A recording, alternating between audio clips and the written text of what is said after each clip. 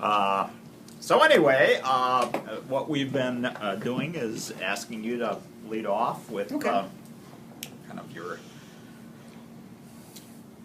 what you want people to know, your outlook on life, justify your existence as a human being, all that kind of good stuff, and then we'll ask questions from there. Well, normally I'll start off with saying, where I'm from, and but most of you probably know, but I was born and raised right here in Jackson County.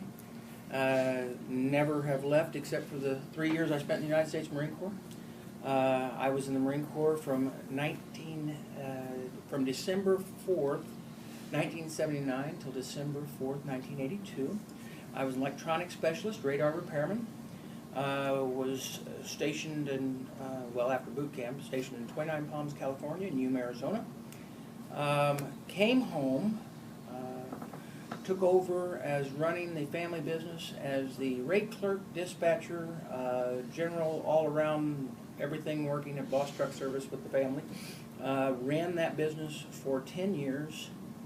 I jokingly say I left it for 8. But my brother then took that business over. I actually ran for, going into political life, I ran for state rep in '92, won the primary but lost in the general, and at that time I'd taken a leave of absence. But it was right after that I got the call to go to Murfreesboro for to become a full-time firefighter for Murfreesboro.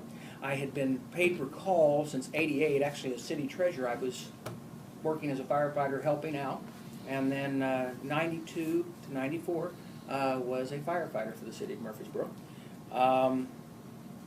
A lot of that blended in with what things that I was involved with. Ran for my first political office in 1984, and it was county board, and there was 2,800 votes cast, and I think I won by 12. And ran against a wonderful man by the name of Harry Brady, who encouraged me to run against him. He was 80-some years old at the time, and said he wanted to see, I mean, he was a Democrat, but whenever I went to him and I said, they want me to run against you, he said, fantastic. I said, Harry, he said, no. He said, if you run and you lose, you get experience. If you run and you win, he said, I got all this great information I can give you. I'm not going to do this forever. And so it was like the Murfreesboro American got very upset at us because we would go to every place and praise each other. And it was very confusing. So, but anyway, county board, served as city treasurer in Murfreesboro the whole time with Boss Truck, running Boss Truck Service. Obviously gave city treasurer up whenever I became a full-time firefighter. And then went back, ran for state rep in '94, was elected, and have held that office ever since. My wife Tracy and I have 3 children, and we have 9 grandchildren. All 3 children, we are blessed to, now that Stephen's home from the Marine Corps, he's still in the reserves, it puts all of our family within 6 miles of the house, and that's a very rare thing. And the main reason why I'm running is I'm not real happy where the nation is headed, things that are coming out of Washington, and what I've seen is how they've affected Springfield, how they have affected the local areas, and the concerns I have for those 9 grandchildren. And that's pretty well why I'm running. And I'll just answer your questions. That'll probably be the best about that. Could you elaborate on specifically what it is that... Yeah. I mean, I can give you a list if you'd like. I will by the time we're done. Yeah, when we started down a path, and understand whenever, because I'm sure it'll come up, the day that I had the throwing the papers on the House floor, it was only a few weeks before that that Nancy Pelosi had said, we've got to pass a bill so we can find out what it does. That is not what I want the elected person that's representing me to do. I want them to read to the best of their ability and understand to the best of their ability the bill that they're voting on and what the long-term effects of that bill will be.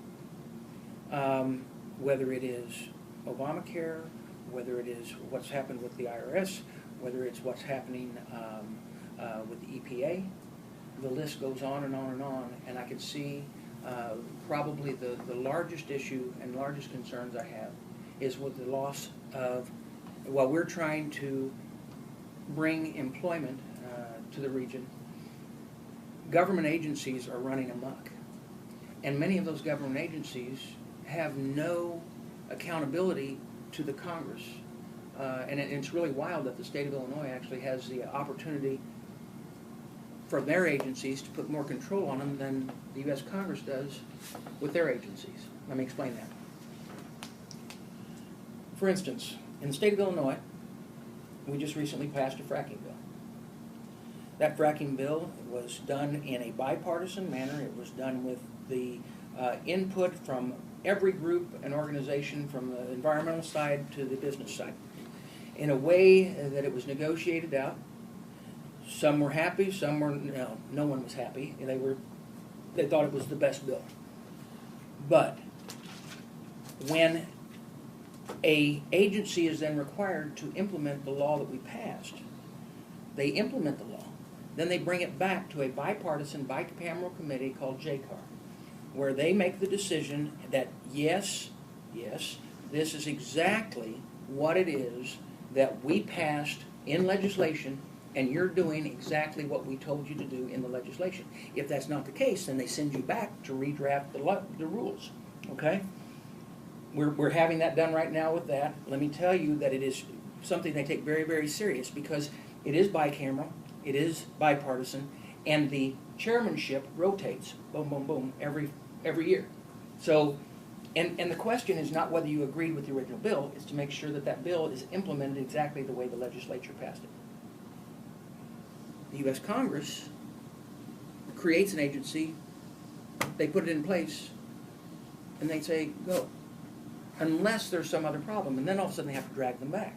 That's what's just happened with our emissions controls and those things that we tried to stop, that the U.S. Congress actually passed a bill over to the Senate, which is now laying on Harry Reid's desk, but has not been called.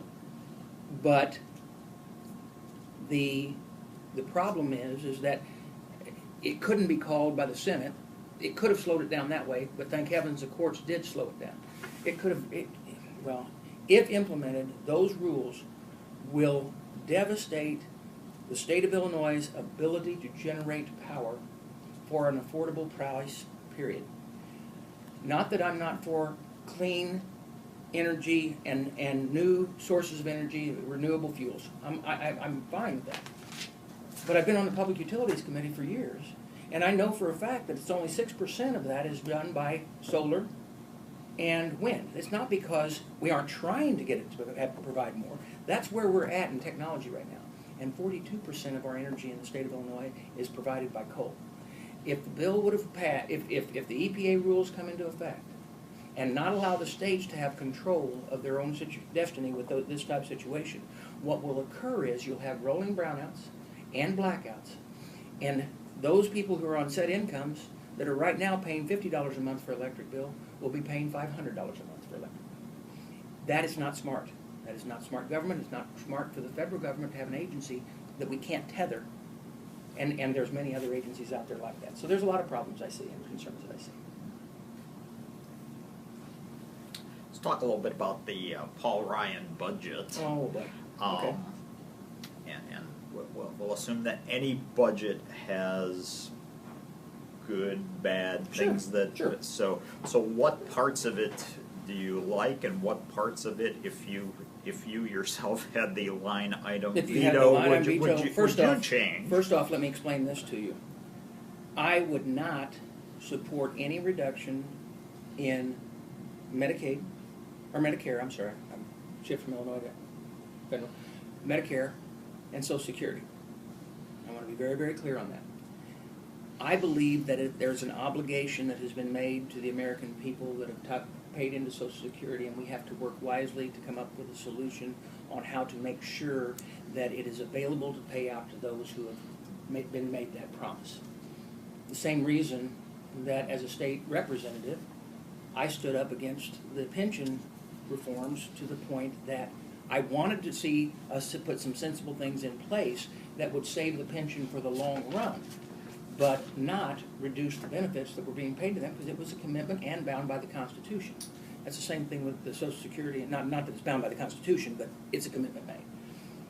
The rest of the budget is a case where we have to go line item by line item. And I'd like to tell you that I've read every bit of the Paul Ryan budget, but in this campaign, it's been stated specifically that I would cut those items. That's not the case.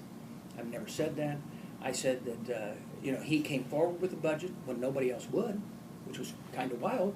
And no matter what I've learned over the years as a state rep in the state of Illinois is that every budget is going to have something positive and something negative in it. You've got to weigh out whether or not you can justify voting for it. I myself saw that a lot of things that were in the Ryan budget, those two things in particular, that I would have offered up an amendment, and if those amendments weren't accepted, there's no way I could have voted for it. But so specific to these two things, these were not insignificant parts of what made that budget a budget. So in order to restore this, where would you have gone to cut further? I'd like to say that I had analyzed every bit of it, but let me tell you, and the problems that I see with agencies, because I'm not analyzed it line item by line item. I've been very good in the Illinois General Assembly with being able to look and find waste. As elected official for U.S. Congress, I would go in and go line item by line item and be able to give that answer. Right now, to go over and specifically nitpick, I can't give that answer.